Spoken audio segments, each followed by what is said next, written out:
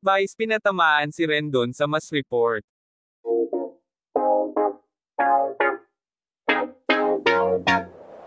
Halos kasabay ng pagkawala ng ilang social media account ng influencer na si Rendon Labrador tulad ng Facebook, TikTok, may hirit naman si Vice ganda sa madlang people.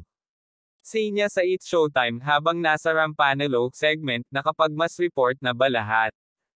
Kasabay nito pinagsigawan niya at binigyang diin na ang pagmamahala nila ng kanyang asawang si Ayon Perez ay magpapatuloy. Ayon kay Vice, ganyan.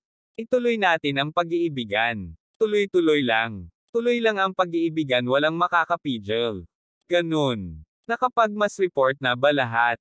Nakonak agad lalo ng mga netizen na baka patama kay Rendon ang litanya ni Vice. Ito'y dahil sa naging issue nila kamakailan lang.